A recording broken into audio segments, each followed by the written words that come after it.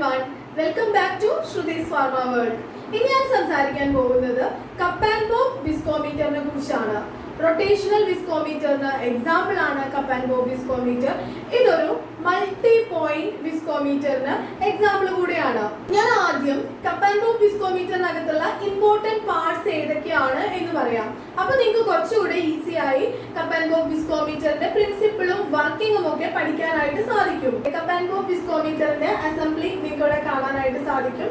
അതിനകത്തുള്ള പ്രധാനപ്പെട്ട പാർട്ട് എന്ന് പറയുന്നത് ഒരു ഔട്ടർ സിലിണ്ടർ ആണ്. ഈ ഔട്ടർ സിലിണ്ടറിനെയാണ് നമ്മൾ കപ്പ് എന്ന് പറയുന്നത്. ആൻഡ് ഒരു ഇന്നർ സിലിണ്ടർ കൂടെ ഉണ്ട്. ഇന്നർ സിലിണ്ടറിനെയാണ് ബോബ് എന്ന് പറയുന്നത്. സോ കപ്പ് ആൻഡ് ബോബ് വിസ്കോമീറ്ററിനകത്തുള്ള പ്രധാനപ്പെട്ട രണ്ട് പാർട്ട് എന്ന് പറയുന്നത് കപ്പും ബോബും തന്നെയാണ്. ഔട്ടർ സിലിണ്ടറിനെയാണ് കപ്പ് എന്ന് പറയുന്നത്. ഇതാണ് ഔട്ടർ സിലിണ്ടർ. സോ ഇതാണ് കപ്പ് എന്നറിയപ്പെടുന്നത്. ഇന്നർ സിലിണ്ടറിനെയാണ് ബോബ് എന്ന് പറയുന്നത്. ഈ കാണുന്നതാണ് ബോബ്. ഓക്കെ, ഈ കാണുന്നതാണ് ബോബ് എന്ന് പറയുന്നത്. ഇന്നർ സിലിണ്ടർ ആയിട്ടുള്ള നമ്മുടെ ബോബ് ടോർഷൻ വയറിന്റെ ഹെൽപ്പോട് കൂടെ, ഈ കാണുന്നതാണ് ടോർഷൻ വയർ. ടോർഷൻ വയറിന്റെ ഹെൽപ്പോട് കൂടെ ബോബ് ഒരു അപ്രോപ്രിയേറ്റ് ഹൈറ്റില് കപ്പിലോട്ട് സസ്പെൻഡ് ചെയ്യുകയാണ് ചെയ്യുന്നത്. അപ്പോൾ നിങ്ങൾക്ക് ഇവിടെ കപ്പ് കാണാം. ഈ കാണുന്നതാണ് കപ്പ്. ഈ കപ്പ് നമ്മൾ ഒരു കോൺസ്റ്റന്റ് ടെമ്പറേച്ചർ ബാത്തിലാണ് പ്ലേസ് ചെയ്യുന്നത്. ഒരു സ്റ്റാൻഡ്, ആ സ്റ്റാൻഡിൽ ഒരു കോൺസ്റ്റന്റ് ടെമ്പറേച്ചർ ബാത്ത് ഉണ്ടായിരിക്കും. നിങ്ങൾ ഈ കാണുന്നതാണ് കോൺസ്റ്റന്റ് ടെമ്പറേച്ചർ ബാത്ത്. സ്റ്റാൻഡിൽ പ്ലേസ് ചെയ്തിട്ടുള്ള കോൺസ്റ്റന്റ് ടെമ്പറേച്ചർ ബാത്തിലാണ് ഈ കാണുന്ന കപ്പ് നമ്മൾ പ്ലേസ് ചെയ്യുന്നത്. ഈ കപ്പിനകത്തോട്ടേക്ക് ഒരു അപ്രോപ്രിയേറ്റ് ഹൈറ്റില് ടോർഷൻ വയറിന്റെ ഹെൽപ്പോട് കൂടിയാണ് ബോബ് സസ്പെൻഡ് ചെയ്തിരിക്കുന്നത്. ഓക്കെ, ഇനി ഇവിടെ നിങ്ങൾ അറിഞ്ഞിരിക്കേണ്ട വേറെ രണ്ട് കാര്യങ്ങൾ കൂടെ ഉണ്ട്. ഈ കാണുന്നതാണ് വിൻഡിങ് പൂൾ എന്ന് പറയുന്നത്. ഇവിടെ വിൻഡിങ് പൂൾ, ഇതാണ് പുള്ളി, ഇതാണ് ഹാങ്ങറിൽ പ്ലേസ് ചെയ്തിരിക്കുന്ന വെയിറ്റ്. ഓക്കെ, ഇത്രയും കാര്യങ്ങൾ കൂടെ കപ്പ് ആൻഡ് ബോബ് വിസ്കോമീറ്ററിന്റെ അസംബ്ലിക്ക് അകത്തുണ്ട്. ഹാങ്ങറിൽ വെയിറ്റ് പ്ലേസ് ചെയ്യുന്നത് വിൻഡിങ് പൂളിന്റെ ഹെൽപ്പോട് കൂടിയാണ്. ഈ ഹാങ്ങറിനെയും വിൻഡിങ് പൂളിനെയും കൂടെ കണക്ട് ചെയ്യുന്നത് പുള്ളിയാണ്. ഓക്കെ, അപ്പൊ നമ്മുടെ കപ്പ് ആൻഡ് ബോബ് വിസ്കോമീറ്ററിനകത്തുള്ള പ്രധാനപ്പെട്ട പാർട്സ് എന്ന് പറയുന്നത് ഇതൊക്കെയാണ്. രണ്ട് സിലിണ്ടേഴ്സ് ആണുള്ളത്, ഒരു ഇന്നർ സിലിണ്ടറും ഒരു ഔട്ടർ സിലിണ്ടറും. ഔട്ടർ സിലിണ്ടറിനെയാണ് കപ്പ് എന്ന് പറയുന്നത്, ഇന്നർ സിലിണ്ടറിനെയാണ് ബോബ് എന്ന് പറയുന്നത്. ഓക്കെ, ടോർഷൻ വയറിന്റെ ഹെൽപ്പോട് കൂടെയാണ് കപ്പിനകത്തോട്ടേക്ക് ബോബ് പ്ലേസ് ചെയ്തിരിക്കുന്നത്. ഇവിടെ ഹാങ്ങറിൽ വെയിറ്റ് പ്ലേസ് ചെയ്യുന്നുണ്ട്. അത് വിൻഡിങ് പൂളിന്റെ ഹെൽപ്പോട് കൂടെ, വിൻഡിങ് പൂളിന്റെയും പുള്ളീസിന്റെയും ഒക്കെ ഹെൽപ്പോട് കൂടെയാണ് ഹാങ്ങറിൽ വെയിറ്റ് പ്ലേസ് ചെയ്യുന്നത്. ഈ കപ്പ് നമ്മൾ പ്ലേസ് ചെയ്യുന്നത് ഒരു കോൺസ്റ്റന്റ് ടെമ്പറേച്ചർ ബാത്തിലാണ്. സോ ഇതൊക്കെയാണ് കപ്പ് ആൻഡ് ബോബ് വിസ്കോമീറ്ററിനകത്തുള്ള പ്രധാനപ്പെട്ട പാർട്സ് എന്ന് പറയുന്നത്. ഇനി നമുക്ക് കപ്പ് ആൻഡ് ബോബ് വിസ്കോമീറ്ററിന്റെ പ്രിൻസിപ്പിൾ എന്താണെന്ന് നോക്കാം. ഇവിടെ നിങ്ങൾക്ക് കപ്പും ബോബും കാണാവുന്നതാണ്. ഈ കപ്പിനും ബോബിനും ഇടയിലുള്ള ഈ കാണുന്ന പ്ലേസിലാണ് നമ്മൾ സാമ്പിൾ പ്ലേസ് ചെയ്യുന്നത്. ഈ കാണുന്ന നാരോ ഗ്യാപ്പിലാണ് സാമ്പിൾ പ്ലേസ് ചെയ്യുന്നത്. ഓക്കെ, നമുക്ക് വിസ്കോസിറ്റി ഡിറ്റർമിൻ ചെയ്യേണ്ട സാമ്പിൾ കപ്പിനും ബോബിനും ഇടയിലുള്ള നാരോ ഗ്യാപ്പിലാണ് പ്ലേസ് ചെയ്യുന്നത്. അപ്പോ സാമ്പിൾ പ്ലേസ് ചെയ്തു. സാമ്പിൾ പ്ലേസ് ചെയ്തതിന് ശേഷം നിങ്ങൾക്ക് ഒന്നുകിൽ ബോബ് റൊട്ടേറ്റ് ചെയ്യാം, അല്ലെങ്കിൽ കപ്പ് റൊട്ടേറ്റ് ചെയ്യാം. ഈ റൊട്ടേഷന്റെ ഫലമായി നാരോ ഗ്യാപ്പിലുള്ള, കപ്പിനും ബോബിനും ഇടയിലുള്ള നാരോ ഗ്യാപ്പിലുള്ള ആ സാമ്പിളില് ഒരു റെസിസ്റ്റൻസ് അനുഭവപ്പെടാൻ തുടങ്ങും. റെസിസ്റ്റൻസ് അല്ലെങ്കിൽ വിസ്കസ് ഡ്രാഗ് അനുഭവപ്പെടാൻ തുടങ്ങും. ആ വിസ്കസ് ഡ്രാഗിന്റെ ഫലമായി ടോർക്ക് പ്രൊഡ്യൂസ് ചെയ്യുന്നു. ആ ടോർക്ക് നമുക്ക് ഇവിടെ കാണുന്ന സ്പ്രിങ്ങിന്റെ ഹെൽപ്പോട് കൂടെ അല്ലെങ്കിൽ സെൻസറിന്റെ ഹെൽപ്പോട് കൂടെ മനസ്സിലാക്കാവുന്നതാണ്. പ്രൊഡ്യൂസ് ചെയ്തിരിക്കുന്ന ടോർക്ക് എത്രയാണെന്ന് ബോബിന്റെ ഡ്രൈ ഷാഫ്റ്റുമായി കണക്ട് ചെയ്തിരിക്കുന്ന സെൻസറിൽ നിന്ന് മനസ്സിലാക്കാവുന്നതാണ്. ഈ ടോർക്ക് ആണ് ഷിയർ സ്ട്രെസ് ആയി ആക്ട് ചെയ്യുന്നത്. ഈ ടോർക്ക് അപ്രോപ്രിയേറ്റ് കോൺസ്റ്റന്റിന്റെ ഹെൽപ്പോട് കൂടെ ഷിയർ സ്ട്രെസ് ആയി കൺവേർട്ട് ചെയ്യുന്നു. നമ്പർ ഓഫ് റെവല്യൂഷൻസ് ആകട്ടെ ഷിയർ റേറ്റ് ആയും കൺവേർട്ട് ചെയ്യുന്നു. സോ ഇതാണ് കപ്പ് ആൻഡ് ബോബ് വിസ്കോമീറ്ററിന്റെ പ്രിൻസിപ്പിളിനകത്ത് പറയുന്നത്. ഇനി സ്യൂഡോപ്ലാസ്റ്റിക് സിസ്റ്റത്തിന്റെ അപ്പാരന്റ് വിസ്കോസിറ്റി ഡിറ്റർമിൻ ചെയ്യുന്ന ഇക്വേഷൻ ഞാനിവിടെ എഴുതാം. Eta equal to K into W divided by V. ഈ ഒരു ഇക്വേഷൻ യൂസ് ചെയ്ത് കഴിഞ്ഞാൽ സ്യൂഡോപ്ലാസ്റ്റിക് സിസ്റ്റത്തിന്റെ അപ്പാരന്റ് വിസ്കോസിറ്റി ഡിറ്റർമിൻ ചെയ്യാവുന്നതാണ്. ഇവിടെ W എന്നുള്ളത് കൊണ്ട് ഉദ്ദേശിക്കുന്നത് വെയിറ്റ് ആഡഡ് ആണ്. V എന്ന് പറയുന്നത് നമ്പർ ഓഫ് റെവല്യൂഷൻസ്, അതായത് RPM ആണ്. kV എന്ന് പറയുന്നത് ഇൻസ്ട്രുമെന്റ് കോൺസ്റ്റന്റ് ആണ്. സോ ഈ ഒരു ഇക്വേഷൻ യൂസ് ചെയ്താൽ സ്യൂഡോപ്ലാസ്റ്റിക് സിസ്റ്റത്തിന്റെ അപ്പാരന്റ് വിസ്കോസിറ്റി ഡിറ്റർമിൻ ചെയ്യാവുന്നതാണ്. ഞാൻ നേരത്തെ പറഞ്ഞു, ഒന്നുകിൽ ബോബ് റൊട്ടേറ്റ് ചെയ്യാം, അതും അല്ലെങ്കിൽ ഈ കപ്പ് റൊട്ടേറ്റ് ചെയ്യാവുന്ന രണ്ട് type cup and bob viscometer ആണുള്ളത്. ഒന്ന് Couette type cup and bob viscometer, ഇനി ഒന്ന് Searle type cup and bob viscometer. Couette type എന്ന് പറയുമ്പോൾ റിവോൾവിംഗ് കപ്പ് ടൈപ്പ് വിസ്കോമീറ്റർ ആണ്. അതിന് എക്സാമ്പിൾ ആണ് മാക് മൈക്കൽ വിസ്കോമീറ്റർ. ഇനി സെർലി ടൈപ്പ് വിസ്കോമീറ്റർ എന്ന് പറയുമ്പോൾ റിവോൾവിംഗ് ബോബ് ടൈപ്പ് വിസ്കോമീറ്റർ ആണ്. റിവോൾവിംഗ് ബോബ് ടൈപ്പ് വിസ്കോമീറ്ററിന് എക്സാമ്പിൾ ആണ് സ്റ്റോമർ വിസ്കോമീറ്റർ. സോ ഇങ്ങനെ രണ്ട് type cup and bob viscometer ആണ് ഉള്ളത്. ഇനി ഞാൻ ഈ കപ്പ് ആൻഡ് ബോബ് വിസ്കോമീറ്ററിന്റെ വർക്കിംഗ് എങ്ങനെയാണെന്ന് പറയാം. അപ്പൊ നമ്മൾ നേരത്തെ പറഞ്ഞ പോലെ കപ്പ് ആൻഡ് ബോബ് വിസ്കോമീറ്ററിനകത്തുള്ള രണ്ട് പ്രധാനപ്പെട്ട പാർട്ട് എന്ന് പറയുന്നത് ഒന്ന് കപ്പും ഒന്ന് ബോബും ആണ്.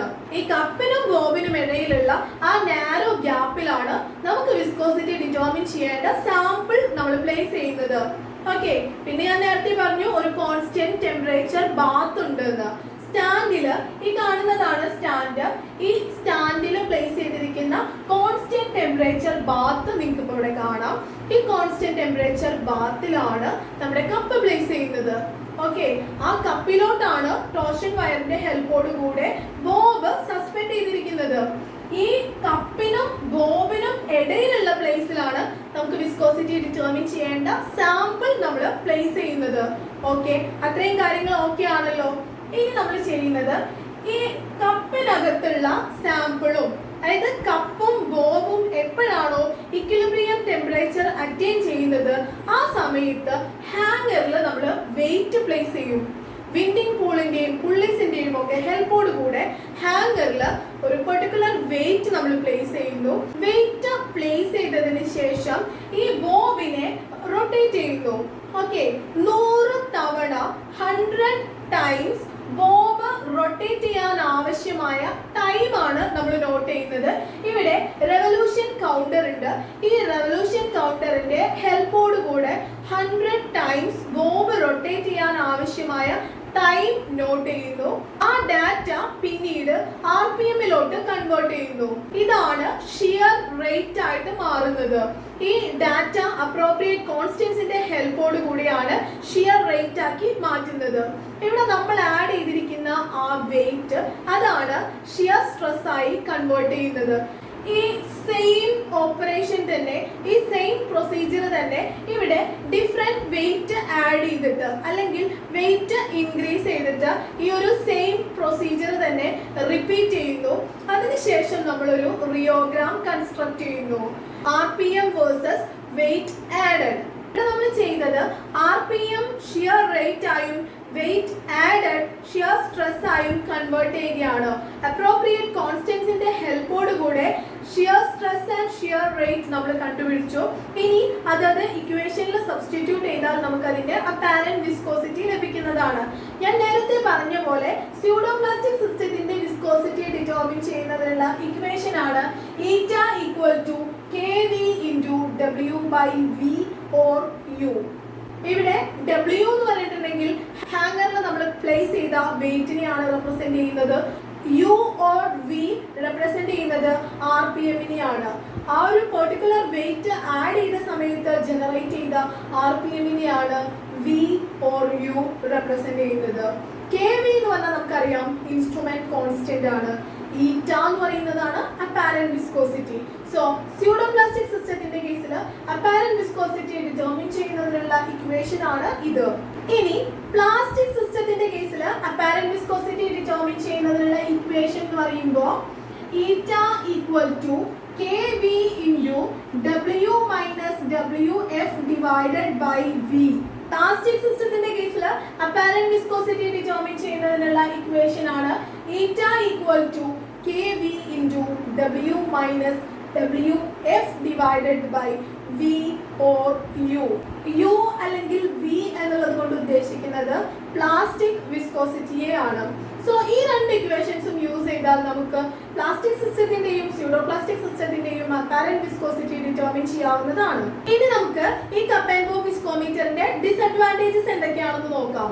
കപ്പിനും ബോബിനും ഇടയിലുള്ള ഗ്യാപ്പ് വളരെ കൂടുതലാണെന്ന് വിചാരിക്കുക. അങ്ങനെയാണെങ്കിൽ കപ്പിനും ബോബിനും ഇടയിലുള്ള ഗ്യാപ്പിൽ പ്ലേസ് ചെയ്തിരിക്കുന്ന സാമ്പിളിൽ അനുഭവപ്പെടുന്ന റേറ്റ് ഓഫ് ഷിയർ എന്ന് പറയുന്നത് പല ഭാഗങ്ങളിലും പല രീതിയിലായിരിക്കും. യൂണിഫോം റേറ്റ് ഓഫ് ഷിയർ ആയിരിക്കില്ല ആ എൻറ്റയർ സാമ്പിളിലും ഉണ്ടായിരിക്കുന്നത്. അത് കപ്പ് ആൻഡ് ബോബ് വിസ്കോമീറ്ററിന്റെ ഒരു ഡിസഡ്വാൻറ്റേജ് ആണ്. ഇനി കപ്പ് ആൻഡ് ബോബ് വിസ്കോമീറ്ററിനകത്ത് ഹൈ റേറ്റ് ഓഫ് ഷിയർ ആണ് പ്രൊഡ്യൂസ് ചെയ്യുന്നത് എന്നിരിക്കട്ടെ. അങ്ങനെയാണെങ്കിൽ ഹീറ്റിംഗ് ഉണ്ടാവാനുള്ള സാധ്യത വളരെ കൂടുതലാണ്. ഹീറ്റ് പ്രൊഡ്യൂസ് ചെയ്യാനുള്ള സാധ്യത വളരെ കൂടുതലാണ്. അത് നമ്മുടെ വിസ്കോസിറ്റി ഡിറ്റർമിൻ ചെയ്യേണ്ട സാമ്പിളിനെ അഫക്റ്റ് ചെയ്യുന്നു. അതാണ് മറ്റൊരു disadvantage.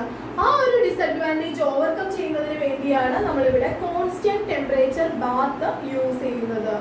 Okay, high rate of shear അനുഭവപ്പെടുന്ന സമയത്ത് ഹീറ്റ് പ്രൊഡ്യൂസ് ചെയ്യാനുള്ള സാധ്യതയുണ്ട്. അത് അവോയ്ഡ് ചെയ്യുന്നതിന് വേണ്ടിയാണ് ഇവിടെ കോൺസ്റ്റന്റ് ടെമ്പറേച്ചർ ബാത്ത് യൂസ് ചെയ്യുന്നത്. ഈ ഒരു വിസ്കോമീറ്ററിന്റെ ക്ലീനിങ് ആൻഡ് ഫില്ലിംഗ് വളരെ ഡിഫിക്കൽട്ട് ആണ്. അതാണ് മറ്റൊരു ഡിസഡ്വാൻറ്റേജ് ആയി പറയാനുള്ളത്.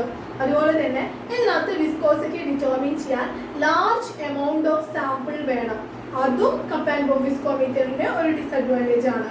ഇനി ഏറ്റവും ഇമ്പോർട്ടന്റ് ആയിട്ടുള്ള ഡിസഡ്വാൻറ്റേജ് എന്ന് പറയുന്നത് പ്ലഗ് ഫ്ലോ ആണ്. പ്ലഗ് ഫ്ലോ എന്താണെന്ന് വളരെ സിമ്പിൾ ആയി ഞാൻ നിങ്ങൾക്ക് പറഞ്ഞുതരാം. നിങ്ങൾ നന്നായി ശ്രദ്ധിച്ചോളൂ. കപ്പിനും ബോബിനും ഇടയിലുള്ള ഈ നാരോ ഗ്യാപ്പിലാണ് നമ്മൾ നമ്മുടെ സാമ്പിൾ പ്ലേസ് ചെയ്യുന്നത്. ബോബ് റൊട്ടേറ്റ് ചെയ്യുന്നു എന്ന് വിചാരിക്കുക. ബോബ് റൊട്ടേറ്റ് ചെയ്യുന്ന സമയത്ത് ബോബിന് വളരെ അടുത്തുള്ള സാമ്പിളിലായിരിക്കും ഏറ്റവും കൂടുതൽ ഷിയർ റേറ്റ് അനുഭവപ്പെടുന്നത്. ആണല്ലോ. കപ്പിന്റെ ഇന്നർ വാളിലുള്ള സാമ്പിളിനെ കമ്പയർ ചെയ്യുമ്പോൾ കപ്പിന്റെ ഇന്നർ വാളിലുള്ള സാമ്പിളിനെ കമ്പയർ ചെയ്യുന്ന സമയത്ത് ബോബിന് ഏറ്റവും കൂടുതൽ അടുത്തുള്ള സാമ്പിളിനായിരിക്കും റേറ്റ് ഓഫ് ഷിയർ കൂടുതൽ അനുഭവപ്പെടുന്നത്. ഈ ഒരു പ്ലഗ് ഫ്ലോ എന്ന് പറയുന്നത് പ്രധാനമായും ഈ ഒരു ഗ്യാപ്പിനെ കൂടെ ഡിപ്പെൻഡ് ചെയ്താണ് ഇരിക്കുന്നത്. ഈ ഗ്യാപ്പ് ഇനിയും കൂടുതലാണെന്ന് വിചാരിക്കാം. ബോബിനും കപ്പിനും ഇടയിലുള്ള ഗ്യാപ്പ് വളരെ കൂടുതലാണെന്ന് വിചാരിക്കുക. അങ്ങനെയാണെങ്കിൽ കപ്പിന്റെ ഇന്നർ വാളിലുള്ള സാമ്പിളിൽ അനുഭവപ്പെടുന്ന റേറ്റ് ഓഫ് ഷിയർ എന്ന് പറയുന്നത് വളരെ കുറവായിരിക്കും. ഓക്കെ, അതുകൊണ്ട് തന്നെ അവിടെ ഉള്ള ആ സാമ്പിളിന് ഫ്ലോ ചെയ്യാനുള്ള എബിലിറ്റിയും വളരെ കുറവായിരിക്കും. അതൊരു സോളിഡ് പ്ലഗ് പോലെ ആയിരിക്കും ആക്ട് ചെയ്യുന്നത്. ആരെ കമ്പയർ ചെയ്യുമ്പോൾ ബോബിനടുത്തുള്ള സാമ്പിളിനെ കമ്പയർ ചെയ്യുന്ന സമയത്ത് കപ്പിനും ബോബിനും ഇടയിലുള്ള ഗ്യാപ്പ് കൂടുന്നതിനനുസരിച്ച് പലയിടങ്ങളിലും പല രീതിയിലായിരിക്കും റേറ്റ് ഓഫ് ഷിയർ അനുഭവപ്പെടുന്നത്. അതുകൊണ്ട് തന്നെ ബോബിനടുത്തുള്ള മെറ്റീരിയൽ ഫ്ലോ ഇൻഡ്യൂസ് ചെയ്യുകയും കപ്പിന്റെ ഇന്നർ വാളിനോട് ചേർന്നുള്ള മെറ്റീരിയലിന് ഫ്ലോ ഇൻഡ്യൂസ് ചെയ്യാൻ കഴിയാതെ വരികയും അവിടെ സോളിഡ് പ്ലഗ്സ് ഫോം ചെയ്യുന്നതിന് റീസൺ ആവുകയും ചെയ്യുന്നു. ഇതാണ് പ്ലഗ് ഫ്ലോ എന്നുള്ള ഫിനോമിനോൺ കൊണ്ട് ഉദ്ദേശിക്കുന്നത്. ഇനി പ്ലാസ്റ്റിക് സിസ്റ്റത്തിന്റെ കേസിൽ ഞാൻ ആ പ്ലഗ് ഫ്ലോ നിങ്ങൾക്കൊന്ന് വിശദീകരിച്ചു തരാം.